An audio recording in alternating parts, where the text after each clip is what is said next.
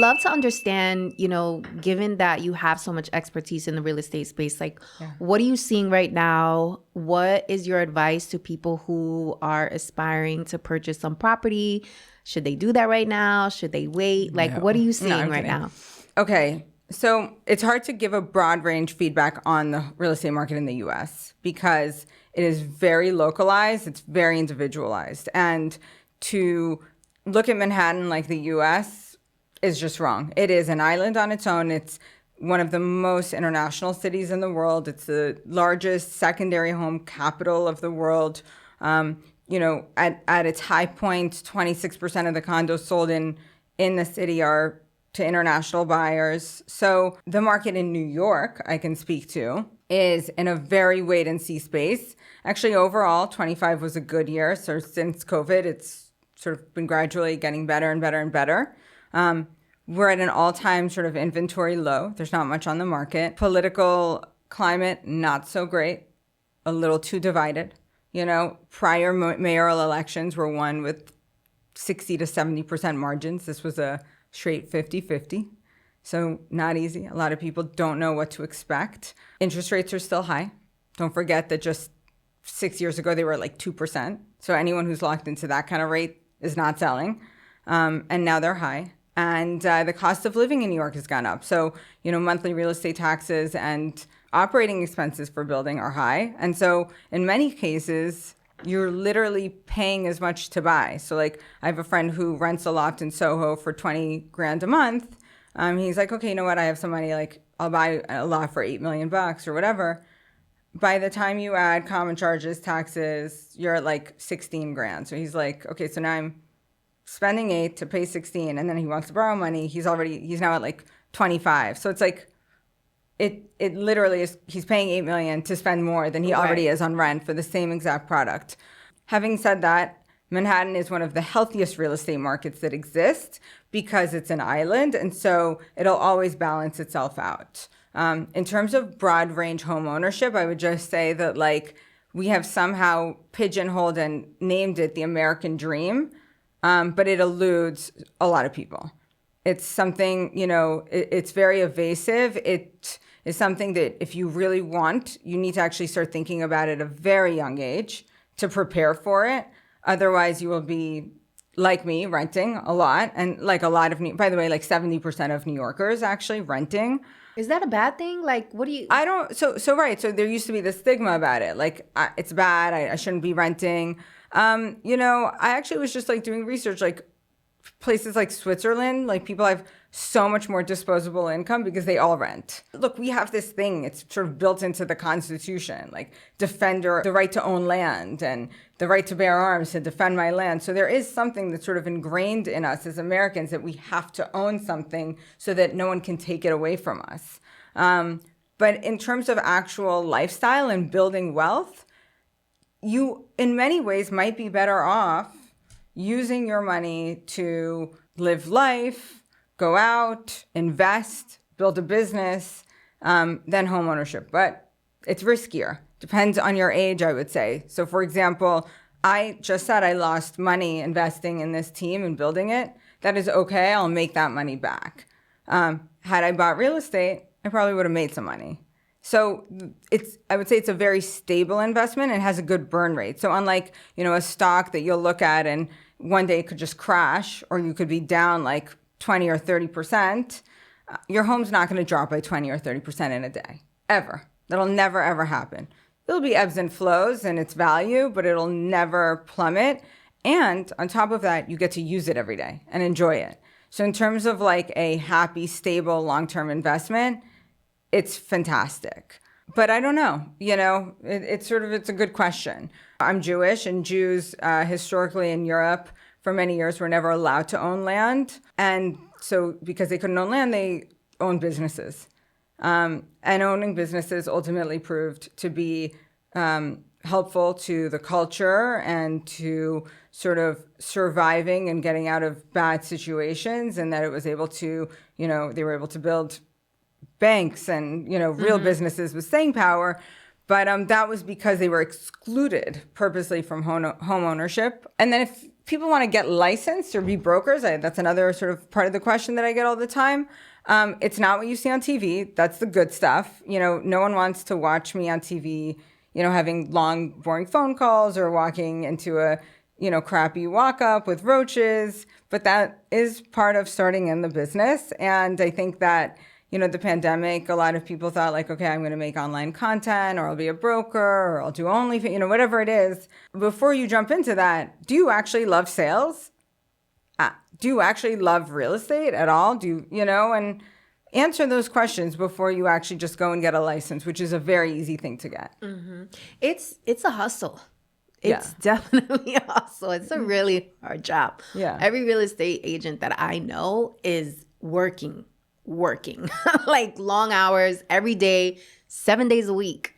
Yeah. Well, you don't get to hang it up. And usually people, especially in the residential space, they want to see homes when they're not working. Right, so it's after weekend. hours. Mm-hmm. Unless obviously I'm actually working in some commercial stuff, which is nice because that's more consolidated to business hours. But more than that, like if you are selling real estate, you need to think, if I were a client, if I were rich and buying a home, would I choose me out of the, 30,000 in New York or whatever? What makes me better? And why would I, do you know your city, your town, your market better than anyone else? Do you have those connections? Are you creative? Or brand new? I had a brand new agent in my office the other day who's just got licensed and is now I want to be dual license. I want to do both Florida and New York. And what do I, and I need to make money. I'm like, yeah, so do I. We all need to make money. And New York and Florida, you've never even done anything in one. So now you want to be they're like, I want to be bi-coastal. But I'm like, okay, first get a client in one of them before you start saying that multiple markets. Even me, I do deals on my own in the Hamptons because it's a market that I know well. I've been going for years and I've studied it. But in a lot of other markets, I partner with someone else. Even local markets. I don't know the Bronx. I grew up walking around Manhattan because I was gypped in high school and only got a half fare Metro card. So I had to walk everywhere. But I know the city the back of my hand. Yeah. I don't feel that way in the Bronx. Yeah. So of course, if I have someone who's looking at something there, I always partner up. Yeah. So you work in sales, which is a transactional space. Yeah. But you depend on relationships to get your job done. So how do you separate yourself from other professionals in your lane when you're building relationships with clients? What makes those relationships less transactional? I read somewhere that's something that you prioritize are the relationships, and the transaction comes second. So what does that look like? Can you give us some examples? Totally. The way people can get paid when they're advisors, there's really 3 ways in life that you get paid. One is me is per deal, per transaction. The better ways, let's say lawyers, I guess, they can get, retainers or contracts for X amount of time. And you're just paid for your time because there's an expectation that you're that good. And then the third and probably best way to build wealth and make money is to have equity and stake in it. And in a way, the bottom one is very closely related to the top one because my success with you is only based on how well you do with building your own wealth. So no, when I sell you a home, I don't own 2% of that home. You're paying me 2% of the commission. But the way that I try to look at it is I need that 98%, we're partners, and the 98% that you own better make you a lot of money so that then you want to come back to me again and do business with me again. In my head, we're sort of partners in it. I don't actually own the home. Obviously, guys, I know that I don't actually own 2% of the home. They paid me out 2%. But I don't get a repeat partner and repeat sort of equity in that relationship if they don't do well. At this point in my career, it's so blurred, right? My clients are my best friends. I'm so intimately involved with their, interests, their hobbies, their wives, their children. But I like to be the be-all, end-all resource. So, Eleonora, do you know a nanny? Do you know a chef? Should I go here on vacation? I need a place to surprise my wife. What do you think she'll like? Let's go to yoga together. That is what it's become. You have to have an ability to tell them not to do something. A lot of agents get scared of this, especially if you have no money at the beginning. Think about like literally being broke and being on the verge of getting someone to buy a $3 million apartment, which is a $90,000 commission, but knowing that it's probably not a good investment and saying no when you have like $2,000 in the bank. It's not an easy thing to do, but you have to if you don't believe in it. I do that often. I have a client who really wants the apartment next door to his, and I just think that the number that they want is way too much. And sometimes it's okay to overpay because the combined value is better, but in his case, combined value is not there. So like I need to advise him not to do it. In another scenario recently, a client wanted to buy a house in the Hamptons, but I just knew that type of home is not one that's easily sold in the Hamptons. It was such a good price. So he was like, I need to do it. And I just was like, it's a good price because no one else wants it. And I just like knew the client. I knew the client as someone who likes to share where they bought and talk and wouldn't want the judgment. You really have to also read people and what's important to them. Is it need-based? Is it, convenience-based? Is it because of the schools? Is it aspirational?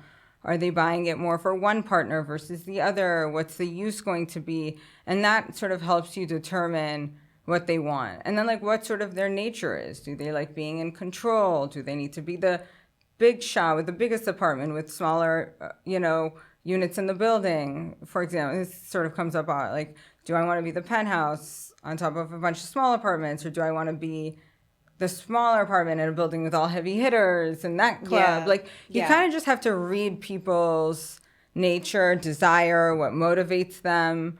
And how do you do that? Like, what do you pay attention for? You pay attention to what motivates them. Oftentimes they say it themselves and you kind of don't even, you really have to listen, but oftentimes they'll actually say it themselves when they talk about something. So when they talk about their lives or what they like. A client recently was like, oh, I want to be, he's moving here from LA, and he was like, I want to be in a cool loft in Soho, like artsy. And I'm like, he needs just like things to be easy right now.